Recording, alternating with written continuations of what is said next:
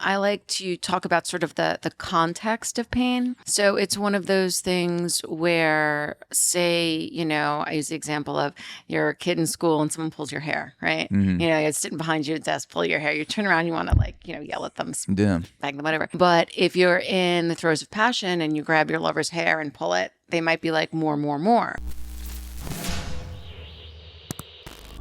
I was talking to a colleague of mine and she told me a story, and I think it plays into the research that I found. And this was just a very sort of relevant thing where in a play, she was actually able to sort of see somebody's blood sugar and what it did, during, and they had blood sugar issues.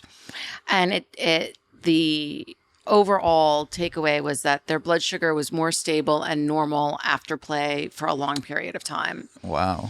And that probably has to do with like cortisol and, sort of hormones in their body that were able to stabilize their blood sugar more. But I think more people should look into sort of the physical things that happen to people when they participate, and maybe there would be more acceptance and understanding as to why people do it. Yeah.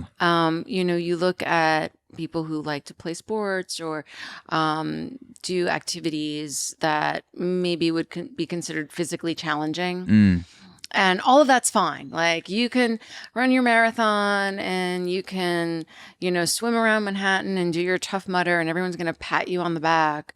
But if you want to push yourself physically in BDSM, there's something wrong with that. Yeah. And I know you've talked about this on your YouTube channel too. And it made me think a lot about why we're more accepting of certain types of pains, like you mentioned, the running marathons. Off to the side, I have a bunch of dumbbells, kettlebells, maces. Like I put myself through pain in the form of workouts because it makes me feel good in the long run. Like short term, a lot of workouts suck, and it's like I'm going to endure this though because I'm going to be better coming out the other side.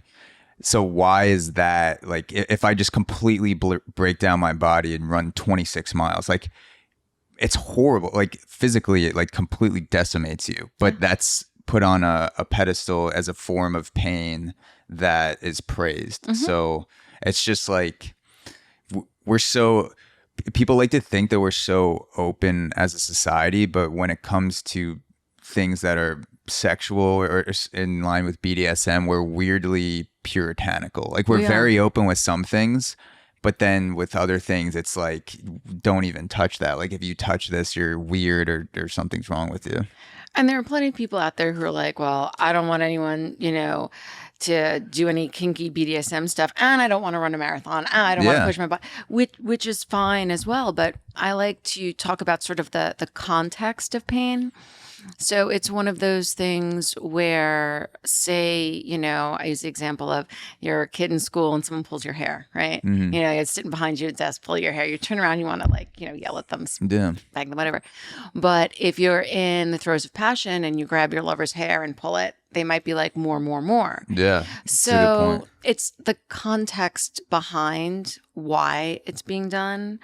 So just because you might not want to run a marathon or think that you might want to be beat, there might be certain kinds of pain, that you like, titty twister, that kind of thing. But again, depends on the context. Exactly. Is it like your friends and you're out, playing beer pong or whatever and they're doing it, or is it in the bedroom? So we really have to understand that how we perceive pain is completely subjective as to the context and the intention. Like even masochists who can really be aroused by pain, they would avoid pain where it's like you broke your arm. Like that's never going to be erotic because there's something wrong. Yeah. So if you're sick and, you have food poisoning or you hurt yourself, like that's never going to be good pain.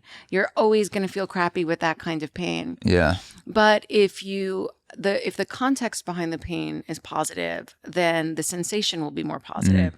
And there's like neutral pain. Like you want to get a tattoo. Okay. It might not be the best feeling in the world, but you want it. So you endure it. Or that the shot you're going to be given might help you, whatever it is. So really the psychological component of pain plays such a huge role into how you perceive it and why you may want it.